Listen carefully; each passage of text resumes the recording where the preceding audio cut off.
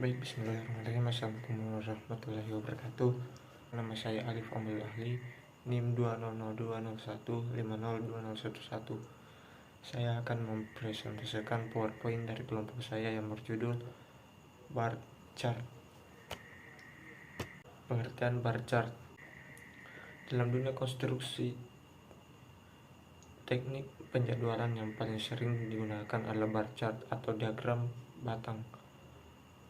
Bar chart adalah sekumpulan aktivitas yang ditempatkan dalam kolom vertikal, sementara waktu ditempatkan dalam baris horizontal. Bar chart merupakan informasi tugas, informasi waktu, kode pekerjaan, serta bobot persentase kuantitas.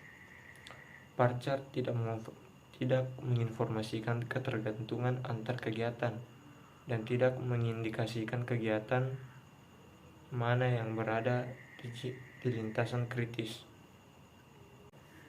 Bar chart ini dibuat pertama kali oleh Henry L. Gantt pada masa Perang Dunia I, sehingga sering juga disebut sebagai Gantt chart. Bar chart atau Gantt chart digunakan secara luas sebagai teknik penjadwalan dalam konstruksi. Hal ini karena bar chart memiliki ciri-ciri sebagai berikut. Yang pertama, mudah dalam pembuatan dan persiapannya. Yang kedua, memiliki bentuk yang mudah dimengerti. Dan yang ketiga, bila digabungkan dengan metode lain seperti kurva S, dapat dipakai lebih jauh sehingga pengendalian biaya lebih mudah. Bar chart atau bagan balok. Bar chart ditemukan oleh Gantt chart dan Frederick W. Taylor dalam bentuk bagan balok. Panjang balok mempresentasikan sebagai durasi setiap kegiatan. Keuntungan dari bagan balok ini adalah informatif, mudah dibaca, efektif untuk komunikasi, serta dapat dibuat dengan mudah dan sederhana. Selain itu, pada bagan balok ini juga dapat ditentukan milestone sebagai bagian target yang harus diperhatikan guna kelancaran produktivitas serta proyek secara keseluruhan. Adapun kelemahan atau kekurangan bar chart yaitu penyajian informasi bagan balok terbatas. Maksudnya, hubungan antar kegiatan itu tidak jelas. Lintasan kritis kegiatan proyek tidak dapat diketahui karena urutan kegiatan kurang terinci. Maka bila terjadi keterlambatan proyek, prioritas kegiatan yang akan dikoreksi menjadi sulit untuk dilakukan. B. Cara membuat bar chart.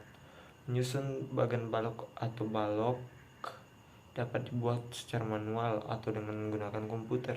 Bagan ini tersusun pada koordinat X dan Y.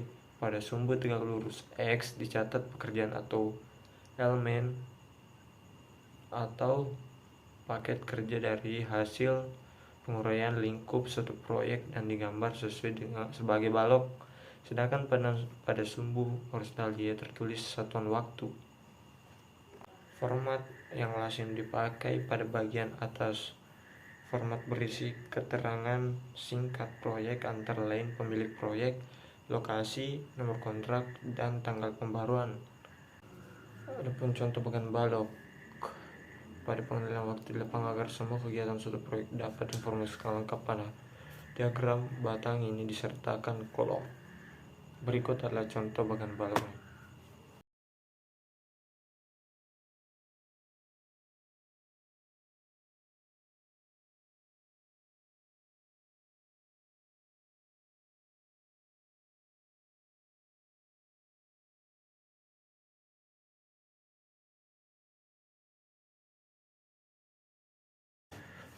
Berikutnya cara atau langkah-langkah membuat bar chart berdasarkan penjadwalan jaringan kerja AOA adalah sebagai berikut.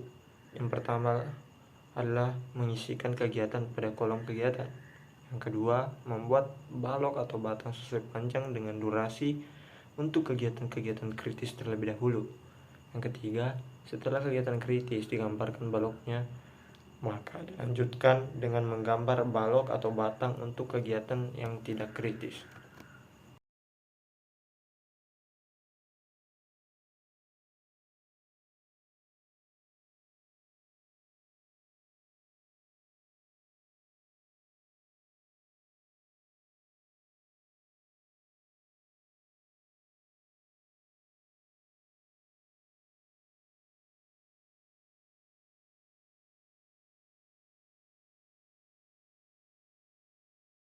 C. Kebutuhan dan jadwal tenaga kerja. Bar chart dapat digunakan untuk menentukan jadwal kebutuhan tenaga kerja pada proyek konstruksi.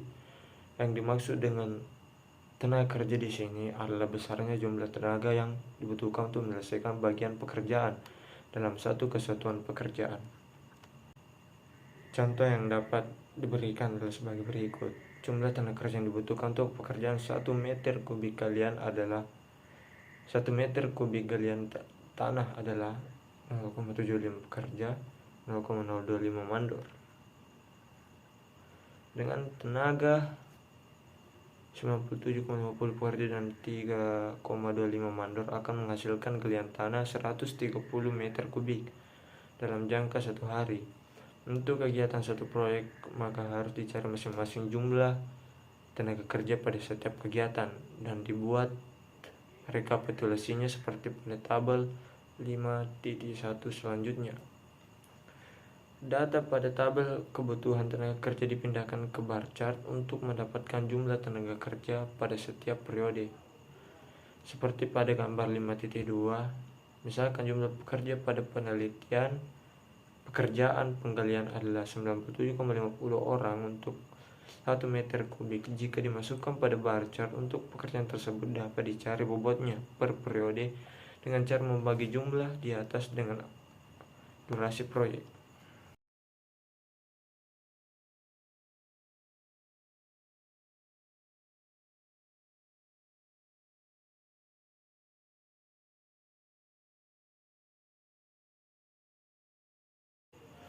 D. Kebutuhan dan jadwal pemasukan material. Sama halnya dengan kebutuhan tenaga kerja, bar chart dibutuhkan untuk menghitung jadwal pemasukan material. Pada pelaksanaan proyek, yang dimaksud dengan bahan atau material adalah besarnya jumlah bahan yang dibutuhkan untuk menyelesaikan bagian pekerjaan dalam satu kesatuan pekerjaan. Contoh yang dapat diberikan adalah sebagai berikut.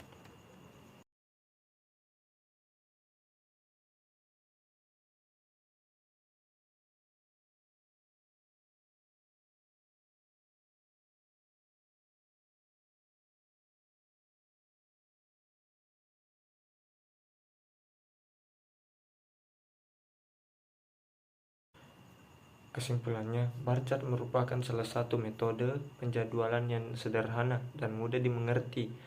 Bar chart menjajarkan bahwa metode ini hanya digunakan untuk proyek yang kurang dari 100 kegiatan. Karena jika lebih dari 100 kegiatan, maka akan menjadi sulit untuk dibaca dan digunakan.